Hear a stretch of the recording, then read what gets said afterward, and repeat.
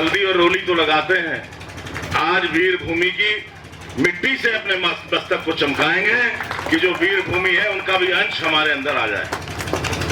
आज मैं अपने पूर्वजों के गांव, अपने बड़े और छोटे, जिन्होंने इस संकट की घड़ी में हिमालय के पहाड़ की तरह सीना तान करके हमारा और सबका साथ दिया, प्रमुखता से चौधरी वीरेंद्र सिंह जी, चौधरी कीरत सिंह जी, चौधरी अर्जुन सिंह जी विधायक साहब, हमारे मास्टर कुंवरपाल सिंह जी, सोनू गुजर जी, नाम बहुत फेहरिस्त लंबी है और जिनका नहीं ले पा रहा हूं वो मुझे क्षमा करेंगे, क्योंकि मेरे हृदय में भी ऐसी भावना हिलोरे ले रही हैं।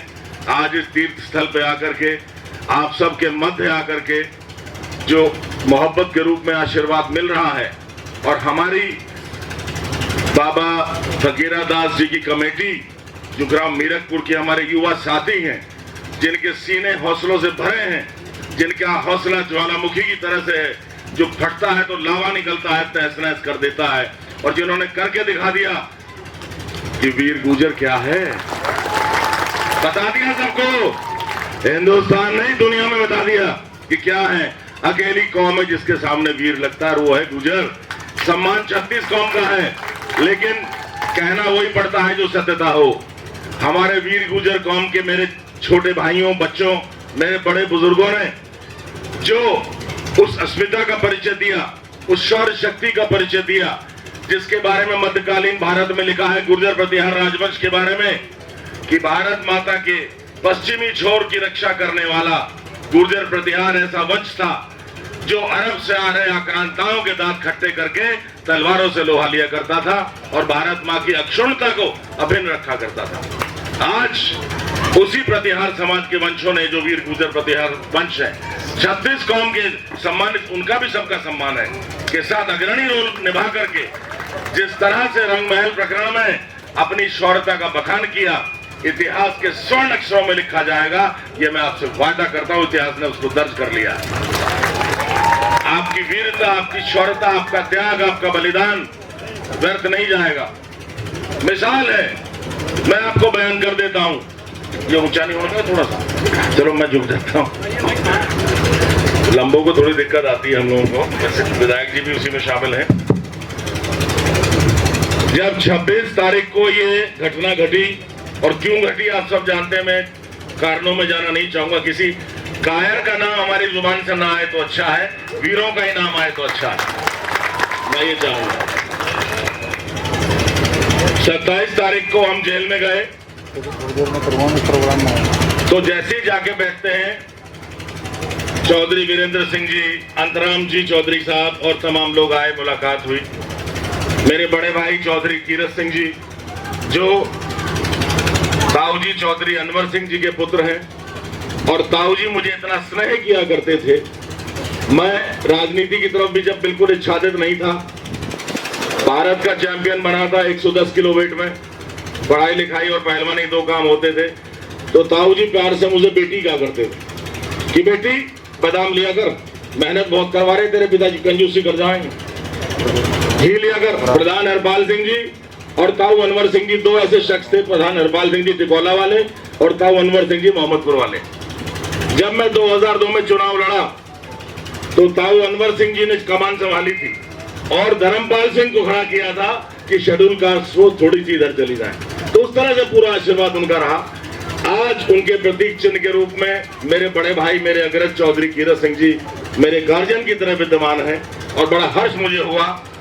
भाई बच्चे तो गलती करते ही हैं, बड़ा तो माफ करेगा, क्षमा बड़न को चाहिए छोटन को उत्पात। तो हमारी जो भी आपस में थी उसे दफन करके भाई साहब ने जो आशीर्वाद दिया अविस्मरणीय है।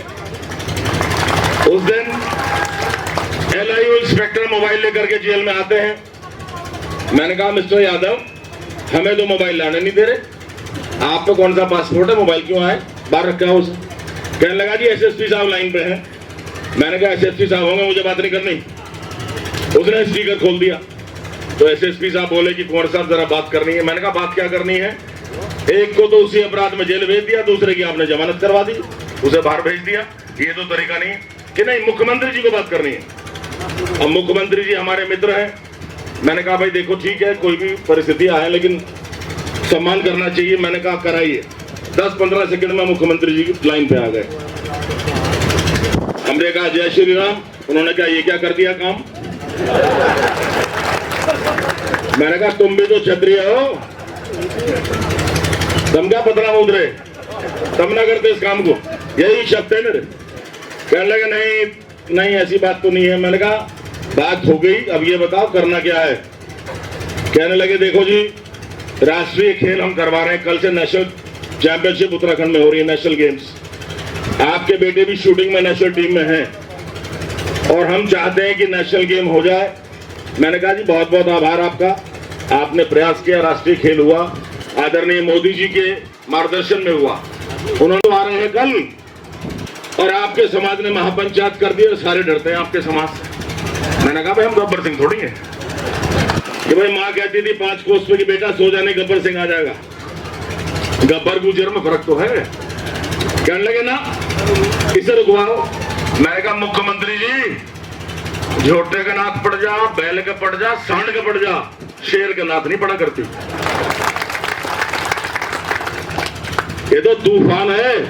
तूफान किससे रुके आज तक कि नहीं सरकार पे दिक्कत आएगी। मैंने कहा सरकार पे दिक्कत नहीं आने दूंगा।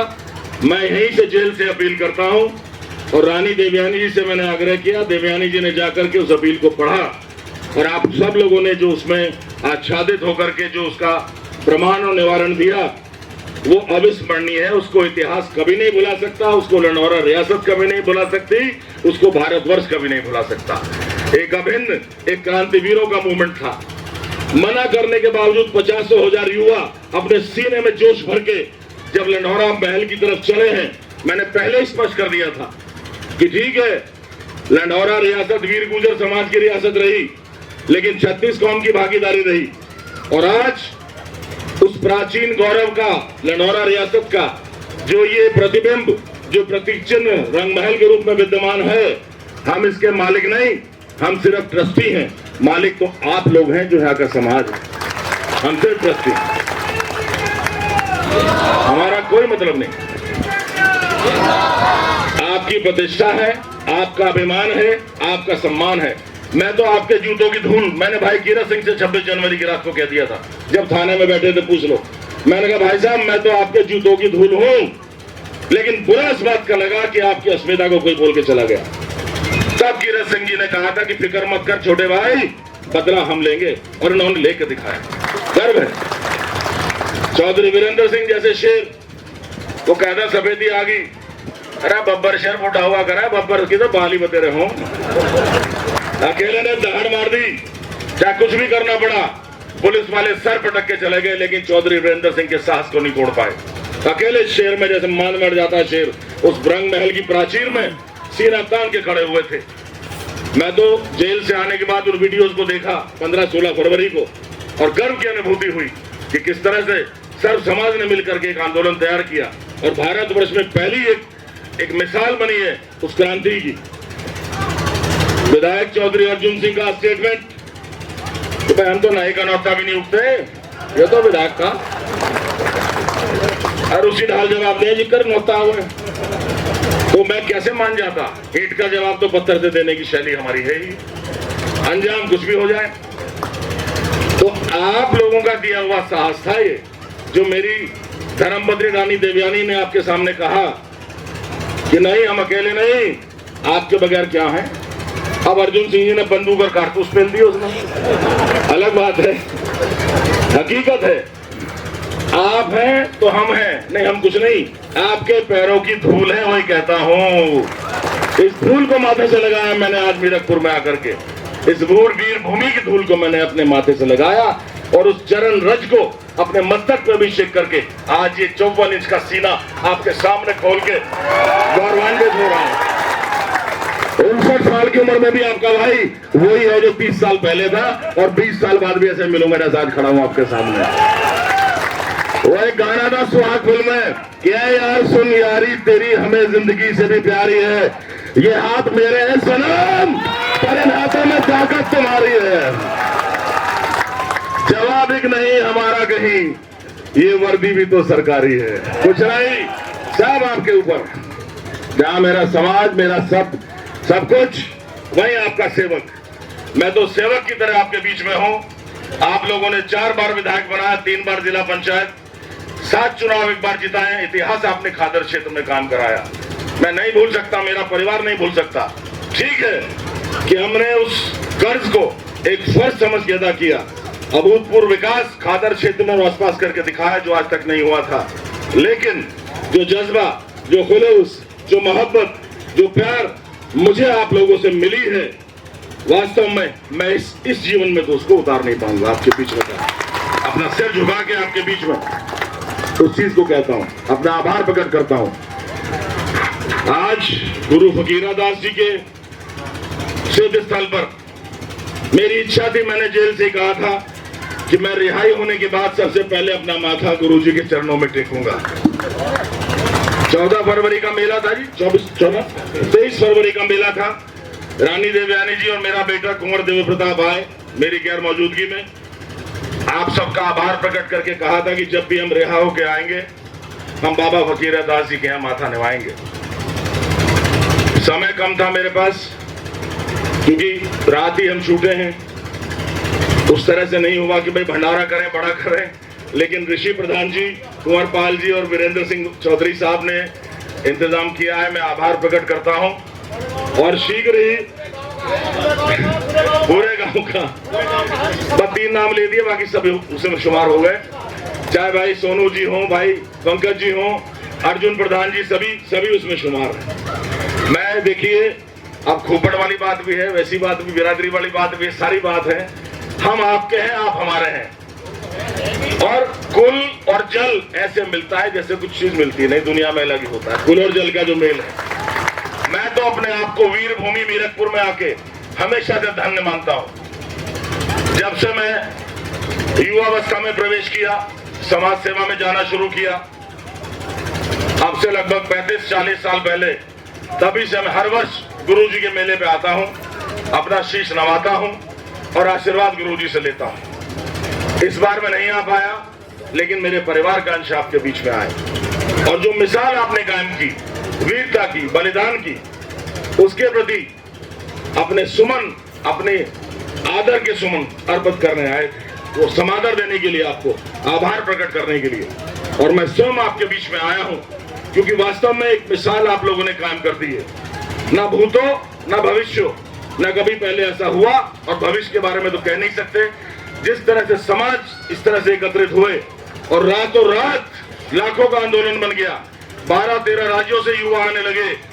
चौधरी सोनू जी का कहना कि 13 करोड़ का दिल एक साथ धड़का, वो एक अपने आप में कीर्तिमान है।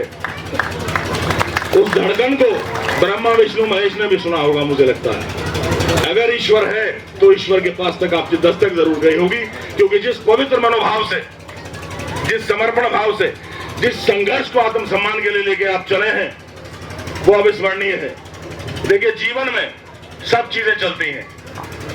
अपना खाते कमाते हैं, पढ़ाई लिखाई, अपने प्रोफेशन, सब अपने अपने काम करते हैं। लेकिन आत्मसम्मान एक ऐसी वस्तु है जिसके लिए निरीह प्राणी भी रिएक्ट करता है। अगर चींटी का पैर भी दब जाए तो चींटी काटने के लिए आती है। तो आप समझ गए होंगे, जब चींटी हाथी की सूंड में घुस के उसको काट सकती है, तो आप तो क्षत्रिय वर्ण के हैं, आप तो पता नहीं क्या कर सकते हैं। मैंने कोई बहुत महान काम नहीं किया, सिर्फ उस क्षत्रिय परंपरा का निर्वहन किया कि जननी जन्मभूमि स्वर्तापी गरियसी, महाराणा प्रताप ने कहा था जब वो अज्ञातवास में रह रहे थे।